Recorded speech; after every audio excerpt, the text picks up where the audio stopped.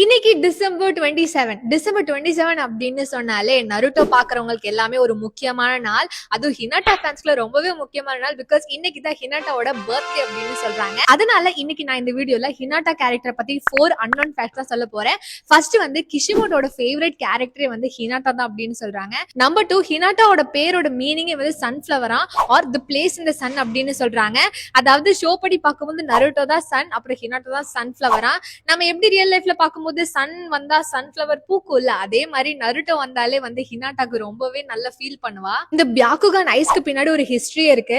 அதாவது world war டைம்லலாம் அந்த அட்டாமிக் பிளாஸ்ட்னால நிறைய பேரோட கண்ணு எஃபெக்டா இருந்தது இல்லையா. கிஷிமோட்டோ சின்ன வயசுல இருக்கும்போது இவரோட கிராண்ட் பேரண்ட்ஸ் கிட்ட இருந்து சில ஸ்டோரிஸ் எல்லாம் கேட்டதுக்கு அப்புறம் இதை வந்து ஒரு இன்ஸ்பிரேஷனா வச்சு ஹியூகா கிளான்ல இம்ப்ளிமெண்ட் பண்ணலாம் அப்படின்னு சொல்லி இந்த கேரக்டர் டெவலப் பண்ணிருக்காராம். இது வரைக்கும் ஹினாட்டா மொத்தமா 33 மிஷன்ஸ் வரைக்கும் கம்ப்ளீட் பண்ணிருக்கா. இந்த இன்ஃபோலாம் உங்களுக்கு தெரியுமா இல்லையா அப்படின்னு சொல்லிட்டு கமெண்ட்ல சொல்லுங்க.